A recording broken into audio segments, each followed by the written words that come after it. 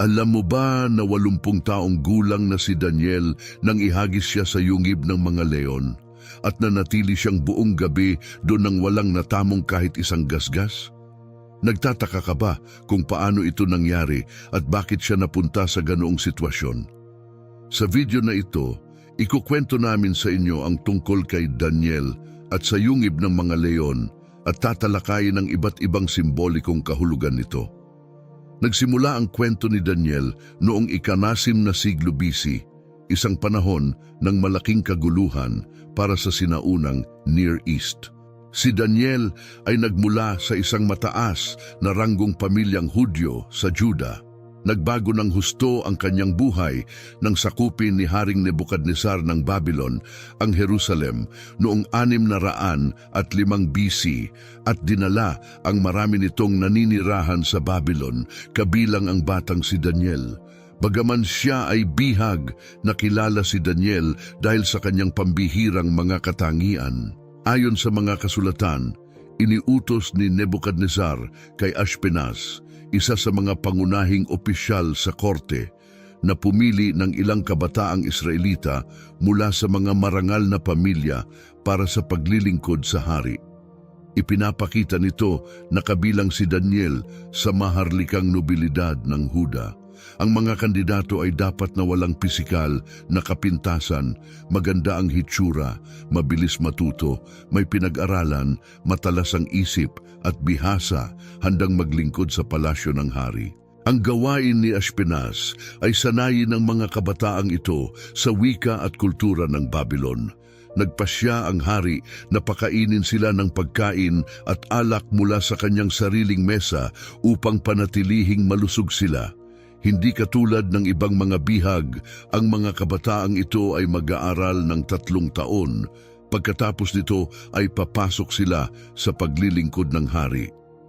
Kabilang sa mga napili ay si Daniel, na pinili dahil sa kanyang talino, karunungan at kilalang pinagmulan na nagdala sa kanya upang magkaroon ng mahalagang papel sa pamahalaan ng Babylon. Kailangan nating bigyang pansin ngayon ang aklat ni Isaias dahil sa puntong ito, isang hula niya ang katatapos lang matupad. Ipinanganak si Daniel noong panahon ng paghahari ni Haring Hosea, isang panahong minarkahan ng espiritual na muling pagbangon sa bansang Huda. Gayunpaman, hindi nagtagal pagkatapos ng kamatayan ni Josiah, muling bumagsak sa pagre-rebelde ang mga tao, ginagawang hindi maiiwasan ang parusang banal. Mahigit 1 siglo na ang nakalilipas, nagbabala ang propetang si Isaias.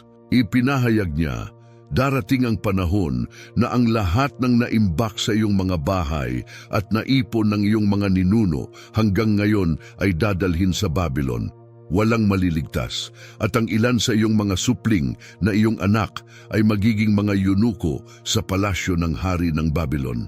Natupad ang hulang ito nang ipatapon ni Nebukadnesar, hari ng Babylon, ang pinakamahuhusay na mga kabataan ng Jerusalem, kabilang si Daniel.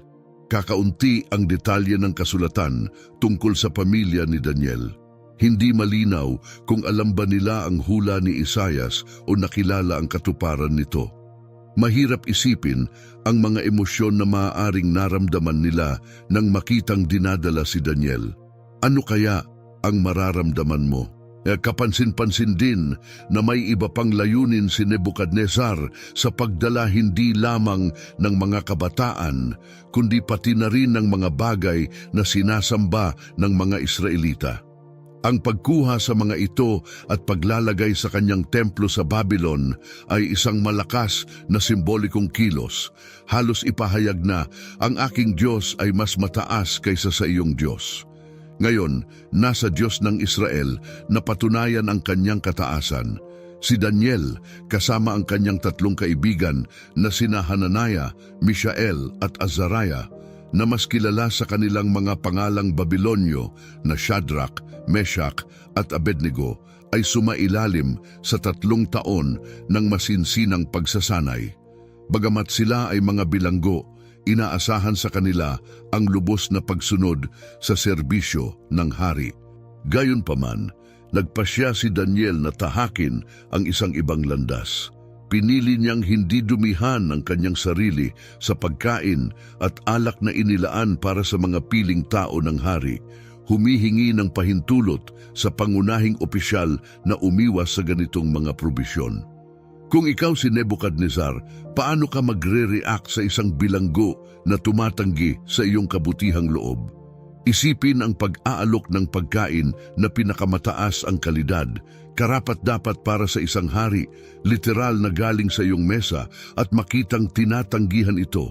Ang ganitong kilos ay maaaring humantong sa kamatayan bilang parusa sa insubordinasyon.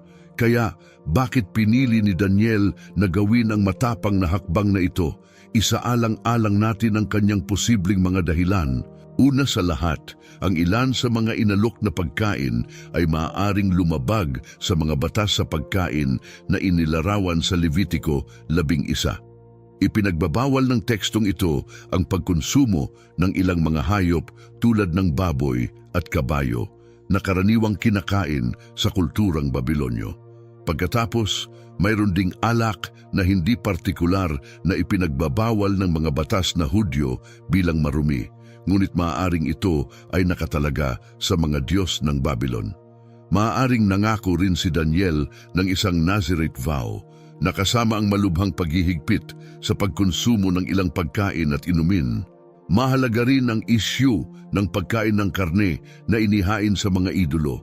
Bagamat mas kilala ito sa konteksto ng bagong tipan, problema ito para sa mga Hudyo sa diaspora na nagnanais na iwasan ang pagkain ng mga inihandog sa ibang mga Diyos. Ang pagbabawal na ito ay isang madalas na paksa sa mga diskusyon sa mga unang komunidad ng Kristiyano tulad ng inilarawan sa mga sulat ni Pablo. Bukod pa rito, ang pagkain mula sa mesa ng hari ay maaaring ipakahulugan bilang isang tanda ng katapatan at pagsuko sa pinuno ng Babylon. Alalahanin ang kaso ni Haring Jehoiakin na sa pamamagitan ng pagtanggap ng pagkain ng hari ay sumagisag sa kanyang katapatan kay Nebuchadnezzar. Si Daniel, habang tinatanggap ang edukasyon at bagong pangalan na ipinataw ng korte ng Babylonia, ay matatag na nagpasyang hindi makilahok sa mga piging ng hari. Hindi lamang ito isang pagtanggi sa pagkain, kundi isang malinaw na pahayag ng kanyang kalayaan at dedikasyon sa kanyang Diyos. Pinili ni Daniel ang isang dieta na nakabase lamang sa gulay at tubig. Ibinukod ang lahat ng iba pang uri ng pagkain na inialok ng hari. Ang pagpiling ito sa pagkain ay hindi lamang tungkol sa dieta, kundi sa prinsipyo. Nakaranas ka na ba ng isang sitwasyon kung saan kinailangan mong ipagtanggol ang iyong mga prinsipyo kahit na nanganganib ang malubhang kahihinatnan? Hinaharap ni Daniel ang pagsubok na ito at nanatiling matatag sa kanyang desisyon. Nag-atubili ang pinuno ng mga guwardiya ng hari na sundin ang panukala ni Daniel na natatakot na kung wala ang nutrisyon na ibinibigay ng korte, sila at ang kanilang mga kaibigan ay magmumukhang hindi gaanong masigla kumpara sa ibang mga kabataan na naglalagay sa kanya sa isang mahirap na posisyon sa soberano. Ipinaabot niya ang kanyang mga alalahanin. Sabi niya, "Natatakot ako para sa aking buhay sa harap ng hari na siyang personal na nagpasya sa inyong dieta. Paano ko maipapaliwanag sa kanya ang inyong kapabayaang hitsura? Ilalagay ko sa panganib ang aking buhay para sa inyong kapakanan." Pagkatapos, iminungkahi ni Daniel na subukan sila ng kanyang tagapag-alaga. Ipinanukala ni Daniel, "Subukan ninyo kami sa loob lamang ng 10 araw. Sa panahong ito, payagan ninyo kami na kumain lamang ng mga gulay at uminom ng tubig. Pagkatapos, maaari ninyong ihambing ang aming pisikal na kondisyon sa mga iba na kumakain ng pagkain ng hari at magpasya batay sa inyong makikita." Pumayag ang pinuno ng mga gwardya at pagkatapos ng panahon ng pagsubok, siya ay namangha na makita na sina Daniel at ang kanyang mga kasama ay higit na malusog at malakas kumpara sa kanilang mga kapantay na regular na pinapakain ng mga pagkaing panghari. Mula sa sandaling iyon, napagpasyahan niyang palitan ang kanilang dieta sa eksperimental na isa. Pinagkalooban ng Diyos sina Daniel at ang kanyang 3 kaibigan ng malalim na pag-unawa sa lahat ng nakasulat at matalinong mga bagay. Si Daniel, partikular, ay may espesyal na kakayahang umunawa sa mga pangitain at mga panaginip ng lahat ng uri. Sa pagtatapos ng panahon ng pagsasanay na ipinataw ng hari, iprinisinta sila ng opisyal kay Nebukadnezar. Ang hari, na humanga sa kanilang karunungan at kaalaman, ay walang nakitang sino man na makatutumbas sa kanila. Kaya sila ay napili upang sumali sa kanyang kawani, malayong higit sa mga mangkukulam at matalinong mga lalaki sa kaharian sa bawat bagay na kanilang kinonsulta.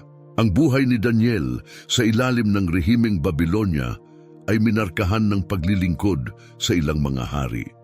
Pagkatapos ng kamatayan ni Nebukadnezar, sinundan ito ni Belshazzar. Pagkatapos ay si Darius at sa wakas ay si Cyrus. Si Daniel ay nanatili sa Babylon hanggang sa simula ng paghahari ni Cyrus. Binibigyang diin ng kwentong ito ang mga intensyon ng hari sa radikal na pagbabagong ito sa mga bilanggo. Hindi lamang binago ni Nebukadnezar ang kanilang mga pangalan at dieta, kundi sinubukan din niyang lubos na isanib sila sa kulturang Babilonyo. Malinaw ang kanyang layunin, turuang tanggihan nila ang kanilang mga ugat at maging tapat sa korona. Sa kabila ng tangkang hubaran sila ng kanilang pagkakakilanlan, nanatiling matibay sa kanilang pananampalataya sina Daniel at ang kanyang mga kasamahan, tumatangging magpaalipin sa presyur ng hari at talikuran ng kanilang Diyos.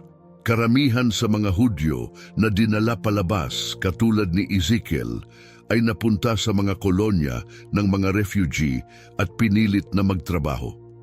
Iilan lamang tulad ni Daniel at ang kanyang mga kaibigan ang nakakuha ng mga prominenteng posisyon sa palasyo, salamat sa kanilang marangal na kapanganakan at natatanging pag-aaral.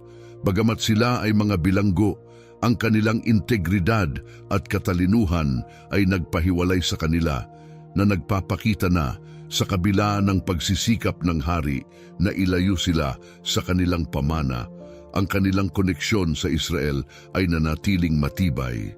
Patuloy na hinanap ni Daniel ang pag-unawa sa mga oras na itinakda ng Diyos para sa pagbabalik loob ng kanyang bayan na nagpapanatili ng pag-asa para sa hinaharap na pagtubos.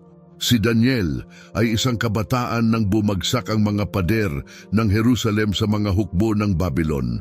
Pinagkalooban siya ng Panginoon ng kagandahan, karunungan at talino na nagpatingkad sa kanya sa kanyang mga kapantay. Si Nebukadnezar, na sabik na ipakita ang kanyang kataas-taasan sa Juda, ay nagdala kay Daniel at sa iba pang mga pangakong kabataang lalaki sa kanyang palasyo, hindi lamang bilang tanda ng kanyang tagumpay, kundi pati na rin upang payamanin ang kanyang konseho ng mga sariwa at mapanuring isipan. Bagamat ang kaharian ng Huda ay nasa guho na malayo pa sa tapos ang plano ng Diyos para kay Daniel, hindi nagtagal ay nakamit niya ang isang prominenteng posisyon sa korte ng Babylon na kinilala dahil sa kanyang kakayahan sa pagpapaliwanag ng mga panaginip at mga pangitain na nagpataas ng kanyang pagtingin sa hari at sa kanyang mga tagapayo. Ang unang malaking pagsubok ni Daniel ay dumating nang si Nebukadnezar ay pinahirapan ng isang panaginip na nakabagabag sa kanyang espiritu. Pagkagising, hindi niya maalala o maipaliwanag ang panaginip. Tinawag ng hari ang lahat ng matalinong tao ng Babylon. Hinihingi hindi lamang na ipaliwanag nila ang panaginip, kundi sabihin muna sa kanya kung ano ang kanyang napangarap. Naharap sa ganitong imposibleng kahilingan, ang buhay ng lahat ng matalinong tao, kabilang na si Daniel, ay nasa alanganin. Sa malubhang sitwasyong ito, Nagpatira pa si Daniel sa harap ng Panginoon sa panalangin at sa kanyang awa, ibinunyag ng Diyos kay Daniel hindi lamang ang nilalaman ng panaginip, kundi pati na rin ang kahulugan nito. Sa kaalamang ito, tumayo si Daniel sa harap ng hari. Ipinaliwanag ang panaginip at ang kahulugan nito na humantong sa isang himalang pagbabago. Nakilala ni Nebukadnesar ang kamay ng Diyos sa mga kakayahan ni Daniel. Itinaas siya sa mga posisyon ng dakilang karangalan. Hinirang siyang gobernador sa buong probinsya ng Babylon at punong prefect sa lahat ng matalinong tao. Ngunit ang pag-angat ni Daniel ay hindi walang balakid. Ang lumalagong impluensya niya ay nagpalitaw ng inggit sa ilan na nagplano laban sa kanya na humantong sa pagsubok sa yungib ng mga leon sa ilalim ng paghahari ni Darius. Ang kwento ng kanyang kaligtasan ay patotoo sa patuloy na katapatan ng Diyos sa kanya. Sa kanyang panunungkulan, itinatag ni Haring Darius ang 120 satraps upang pamahalaan ang malawak na lupain ng Babylon, isang teritoryo na sumasaklaw sa mahigit 2,200 ektarya at ipinagmamalaki bilang pinakamalaking lungsod sa mundo. Noong panahong iyon, ang una na lumampas sa 200,000 naninirahan. Ang mga satraps na ito, nakilala bilang mga senador, ay nagsilbing tulay sa pagitan ng hari at ng kanyang dominyo. Tinitiyak ang kontrol ng hari sa bawat sulok ng malawak na imperyo. Upang pangasiwaan ang mga satraps na ito, hinirang ng hari ang 3 mataas na opisyal kung saan si Daniel ay namumukod tangi dahil sa kanyang walang kapantay na mga birtud. Si Daniel ay lubos na nangingibabaw sa iba, kaya't isinaalang-alang ng hari na itaas siya bilang pinuno ng buong kaharian. Hindi ito nakaligtas sa pansin at nagpalitaw ng inggit sa iba pang mga administrador at satraps na naghanap ng anumang pagkakamali sa kanyang pamamahala sa mga gawain ng estado. Sa kabila ng kanilang walang tigil na investigasyon, hindi sila nakatagpo ng anumang bakas ng katiwalian. Si Daniel ay isang lalaking mapagkakatiwalaan, may integridad at hindi pabaya. Ang kadalisayan ng kanyang pag-uugali ay kapansin-pansin. Sa kasalukuyan, ang isang politiko na nasa ilalim ng katulad na pagsisiyasat ay madalas na nahaharap sa mga iskandalo, ngunit isipin ang isang opisyal sa opisina sa loob ng 50 taon na walang kahit isang akusasyon ng pandaraya sa pera, sexual na iskandalo, madilim na transaksyon sa negosyo, hindi angkop na mga regalo o reklamo mula sa kanyang mga tauhan. Si Daniel, sa katunayan, ay walang mga lihim na itinatago. Ang kanyang mga kalaban, matapos suriin ang bawat aspeto ng kanyang buhay nang walang natagpo ang batayan, ay napilitang mag-imbento ng mga maling akusasyon. Ang kawalan ng mga kamalian o pagkakamali sa buhay ni Daniel ay hindi nangangahulugang wala siyang kasalanan, ngunit ito ay nagpapatunay sa kanyang pambihirang integridad. Mahalagang tandaan na ang papuri sa kanyang asal ay nagmula sa iba, hindi mula sa kanyang sarili na nagpapalakas sa kredibilidad ng ulat tungkol sa kanyang huwarang pag-uugali sa trabaho. Maaaring hindi bihasa ang mundo sa mga subtleties ng doktrinang relihiyoso o sa kalaliman ng espiritual na pakikipag-isa, ngunit tiyak na kaya nitong kilalanin ang mga bisyo tulad ng masamang karakter, pagiging makasarili, pagmamataas at kawalang katapatan. Minsan ay sinabi ni Maclaren, maaaring hindi magaling ang mundo sa paghusga sa aking pananampalataya, ngunit tiyak na may kakayahan ito sa pag-evaluate sa aking asal. Nakilala ng mga nakapaligid kay Daniel ang kanyang mga katangian. Alam nila na hindi nila siya mahuhuli sa anumang kamalian, maliban na lamang kung ito'y may kinalaman sa kanyang pananampalataya. Dito, dapat magmuni-muni ang bawat mananampalataya. Masasabi rin kaya ito ng iba tungkol sa kanila? Pinangunahan ng inggit na pagpasyahan ng kanyang mga kalaban na ang tanging paraan upang siya'y maakusahan ay sa pamamagitan ng kanyang pagsunod sa relihiyon. Hindi itinago ni Daniel ang kanyang pagmamahal at debosyon sa Diyos, at ito ay halata sa lahat. Pagkatapos ay bumuo ang kanyang mga kaaway ng plano at sama-samang lumapit kay Haring Dario na nagsasabing, "Mabuhay nawa ng walang hanggan si Haring Dario. Kami, ang mga tagapamahala, mga prepekto, mga satrap, mga tagapayo at mga gobernador ay nagmumungkahi na maglabas ng isang royal na edikto. Sa susunod na 30 araw, sino mang mananalangin sa anumang Diyos o tao, maliban sa iyo, o hari, ay ihahagis sa yungib ng mga leon.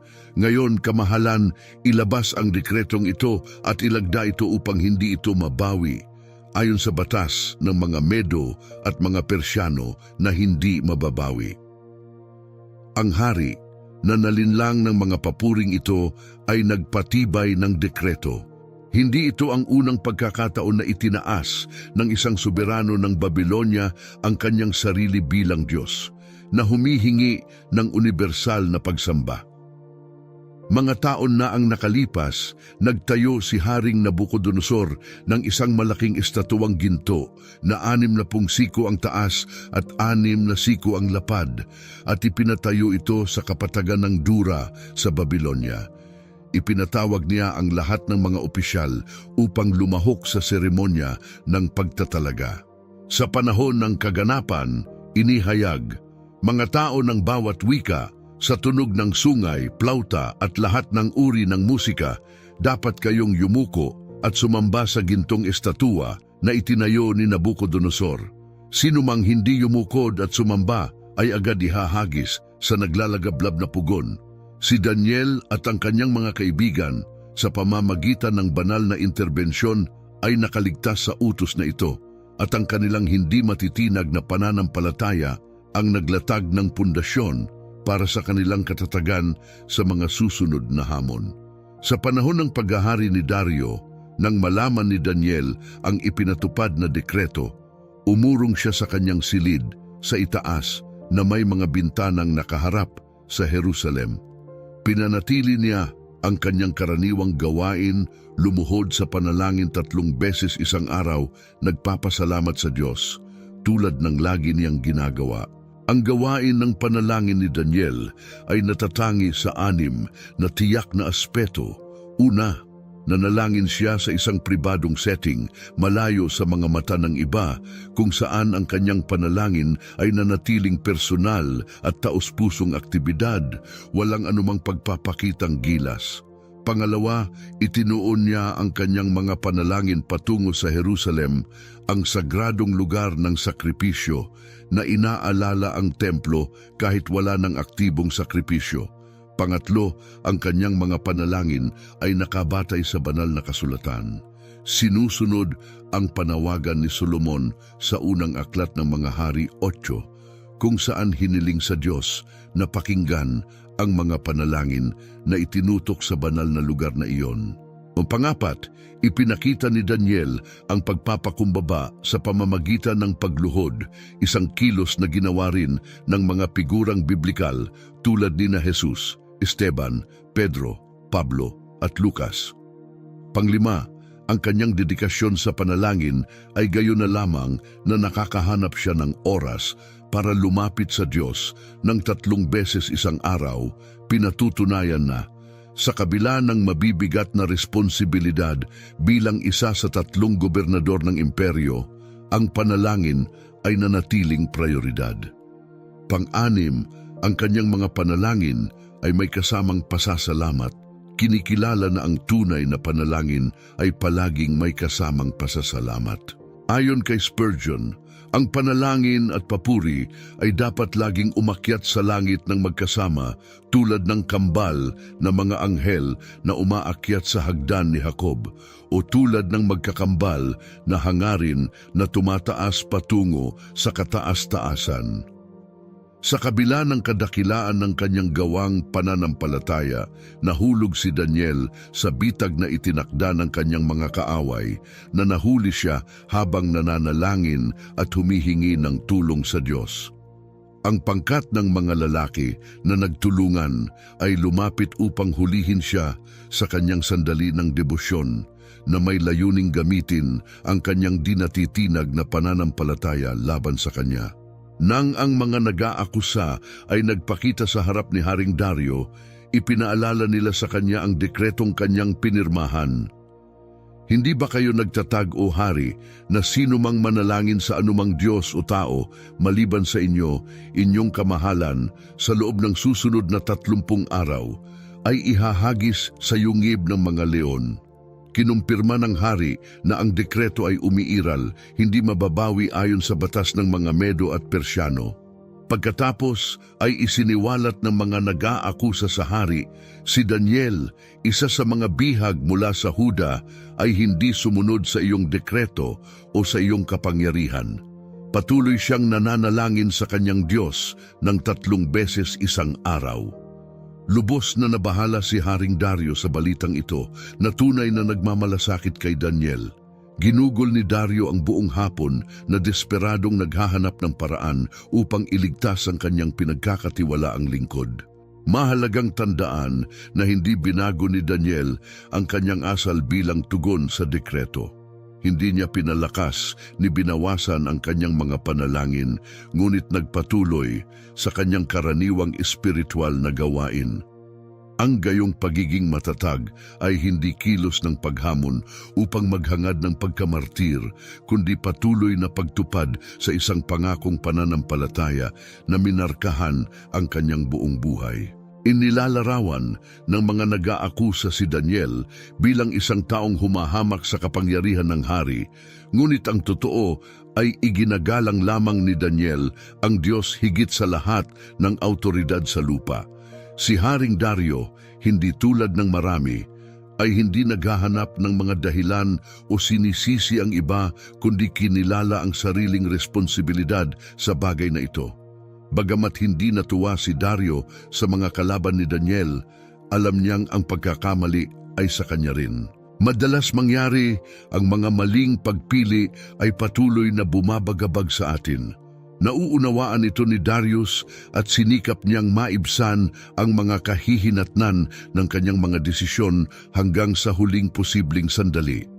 Ayon sa sinaunang tradisyon ng silangan, itinatakda na ang mga pagbitay ay dapat mangyari sa gabi ng araw na ipinalabas ang hatol. Sa kabila ng mga pagsisikap ng hari, walang tigil ang mga kaaway ni Daniel. Muli silang humarap sa kanya, ipinaalala sa kanya na ayon sa batas ng mga Medo at Persyano, walang dekreto o kautosang hari ang maaaring baguhin. Dahil sa hindi maiiwasang katotohanan ito, napilitan ng hari na ipag-utos na ihagis si Daniel sa yungib ng mga leon.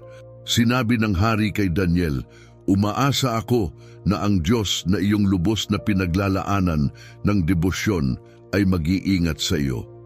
Isang malaking bato ang dinala at inilagay sa pasukan ng hukay at tinatakan ito ng hari gamit ang kanyang singsing panghari at ang mga singsing ng kanyang mga prinsipe upang walang makapagbago sa kapalaran ni Daniel. Pagkatapos nito, bumalik ang hari sa palasyo at nagdaan ang isang gabing walang tulog, walang kinain o anumang bagay na makakagambala. May malalim na pagmamahal si Haring Darius kay Daniel at mas gusto niyang hindi ito magdusa. Gayunpaman, ang mga batas ng Imperyong Medo-Persyano kapag naipatupad na ay absolut at hindi maaaring bawiin, gaya ng ipinag-uutos ng mahigpit na tradisyong legal ng panahong iyon. Bagamat may emosyonal na pagkakabit si Darius kay Daniel, siya ay nakagapos sa batas na kanyang labag sa kaloobang sinang-ayunan. Sa kabila nito, umaasa si Darius na maaaring makialam ang Diyos ni Daniel para sa kanya. Sa katunayan, sa isang hindi inaasahang pagbabago ng mga pangyayari, nailigtas si Daniel mula sa mga leon sa pamamagitan ng banal na interbensyon. Sa panahon ng yugto ng yungib ng mga leon, si Daniel ay nasa pagitan ng 70 at 80 taong gulang, isang katotohanang nagiging malinaw kung isasaalang-alang ang mga paghahari ng ilang mga hari ng Babylonia. Ayon sa mga historikal na dokumento, alam natin na binantaan ni Nebuchadnezzar ang mga Hudyo ng Jerusalem sa pagitan ng 600 at 4 at 605 BC na humihingi ng tributo. Si Daniel ay dinala sa Babylonia bilang bahagi ng tributo sa panahong iyon. Dahil karaniwan na ang pumili ng mga batang teenager para sa edukasyon sa mga tradisyon ng Babylonia, si Daniel ay dapat na wala pang 20 taong gulang noong siya'y binihag. Sa pag-alam sa taon ng kanyang pagdating sa Babylonia at sa kanyang edad noon, maaari nating kalkulahin ang kanyang edad sa iba pang mahahalagang pangyayari sa kanyang buhay, batay sa mga kaugnay na historikal na kaganapan. Halimbawa, iniulat ng Biblia na pagkatapos ng pagpaslang kay Haring Belshazzar, si Darius ang Medo ang umupo sa trono, hinirang si Daniel bilang ulo ng kanyang mga tagapayo. Ang mga pangyayaring ito ay inilagay sa paligid ng 539 o 538 BC, ginagawang mga 65 hanggang 70 taong gulang si Daniel noong yugto ng yungib ng mga leon. Matapos siyang milagrosong mailigtas, malamang na nabuhay si Daniel ng isa pang 15 taon na umaabot sa edad na 80 hanggang 85 taon. Kapansin-pansin na ang hari mismo ang tumatakan ng yungib. Ang kilos na ito ay maaaring bigyang kahulugan bilang isang hakbang upang protektahan si Daniel at tiyakin na walang makikialam upang iligtas siya. Alam na mayroong mga maimpluwensyang kaaway si Daniel na handang alisin siya kung hindi siya papatayin ng mga leon. Marahil mas mahinahon ang gabi ni Daniel kaysa kay Haring Darius. Si Daniel na nasanay na sa pang-araw-araw na panalangin ay hindi nangangailangan na magsimula lamang sa pambihirang pagkakataong iyon. Ang kanyang patuloy na pagsasanay sa panalangin ay bahagi ng kanyang buhay, ginagawang likas para sa kanya na lumapit sa Diyos kahit nasa yungib ng mga leon. Sa unang liwanag ng madaling araw, ang hari, puno ng pagkabalisa, ay nagmadaling pumunta sa yungib. Lumapit siya at tinawag si Daniel nang may boses na puno ng pag-aalala. Daniel, lingkod ng buhay na Diyos, nagawa bang protektahan ka ng Diyos na iyong patuloy na pinaglalaanan ng iyong sarili mula sa mga leon? Tumugon si Daniel, naway mabuhay ang hari magpakailanman. Ang aking Diyos ay nagpadala ng isang anghel para isara ang mga bibig ng mga leon. Hindi nila ako nasaktan dahil ako ay natagpuang walang sala sa kanyang harapan. At sa harap mo, o hari, wala akong nagawang kasalanan. Labis na natuwa, agad na inutos ng hari na ilabas si Daniel mula sa hukay.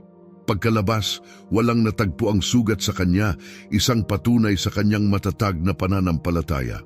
Pagkatapos, sa pamamagitan ng kautusan ng hari, ang mga nagsipangalat ng maling balita laban kay Daniel ay inihagis sa hukay kasama ang kanilang mga pamilya. Inatake sila ng mga leon bago pa man sila tumama sa lupa, binura ang bawat bakas nila. Isipin si Darius na hindi makatulog, naghihintay lamang ng madaling araw para makita kung ano ang kalagayan ni Daniel dahil tunay siyang nagmamahal dito.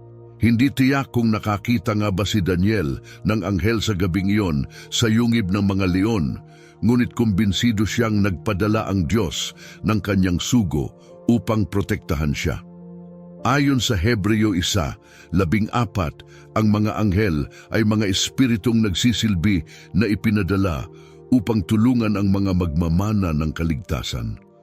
Sa episodyong ito, isang anghel ang partikular na ipinadala upang tugunan ang mga pangangailangan ni Daniel.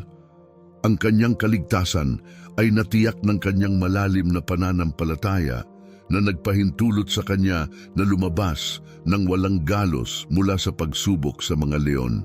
Nang atakihin at patayin ng mga leon ang mga nag-aakusa kay Daniel bago pa man sila makarating sa ilalim ng hukay, binigyang diin ng episode na ito ang malinaw na banal na interbensyon sa pagprotekta kay Daniel. Ang katotohanang kumilos nang mabilis ang mga leon laban sa mga kaaway ni Daniel habang siya ay nanatiling hindi nasaktan sa buong magdamag ay malinaw na nagpapakita na walang natural na dahilan na maipaliwanag ang kanilang kawalan ng aktibidad sa kanya. Sa halip, ang kanyang kaligtasan ay maaaring iugnay sa proteksyong anggelikal, tulad ng iminumungkahi ng pananampalataya ni Daniel at ng mga kasulatan. Pagkatapos makalaya si Daniel mula sa mga leon, nagpasya si Haring Darius na magbigay pugay sa Diyos ni Daniel sa pamamagitan ng pagpapadala ng mensahe sa lahat ng bansa at mga tao sa bawat wika sa mundo.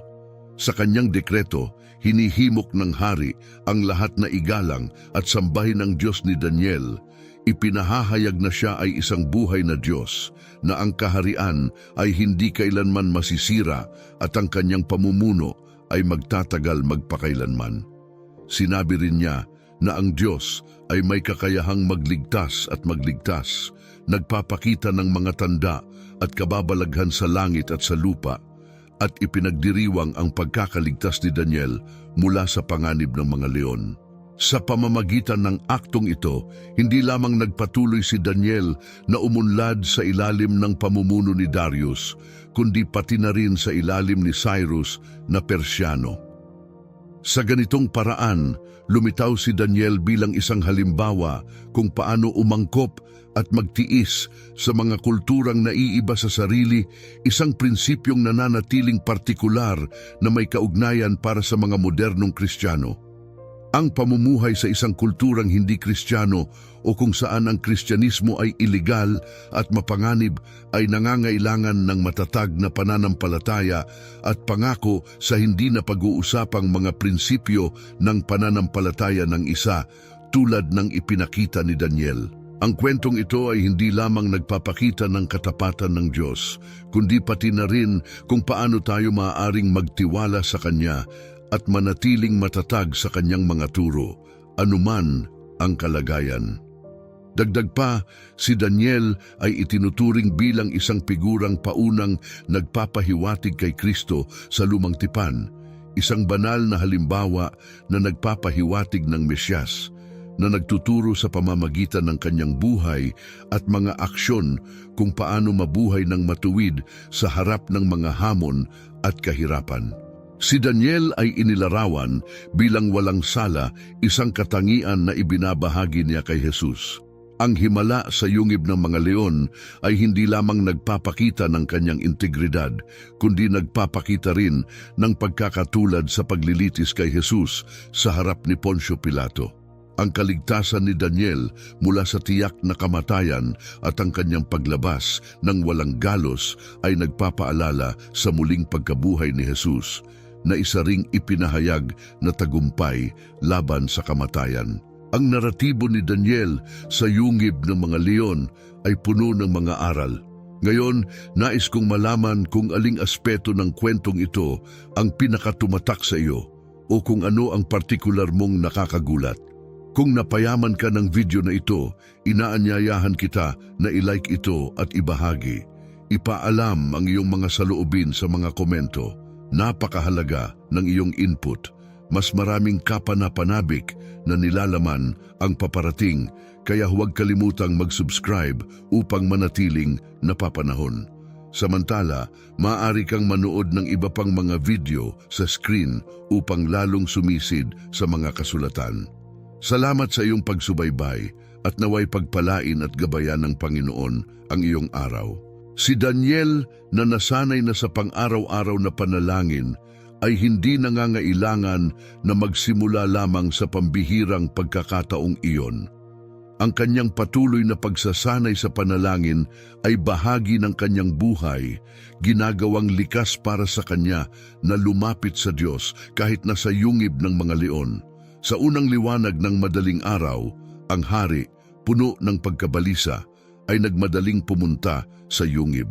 Lumapit siya at tinawag si Daniel nang may boses na puno ng pag-aalala. Daniel, lingkod ng buhay na Diyos, nagawa bang protektahan ka ng Diyos na iyong patuloy na pinaglalaanan ng iyong sarili mula sa mga leon? Tumugon si Daniel, naway mabuhay ang hari magpakailanman. Ang aking Diyos ay nagpadala ng isang anghel para isara ang mga bibig ng mga leon. Hindi nila ako nasaktan dahil ako ay natagpuang walang sala sa kanyang harapan.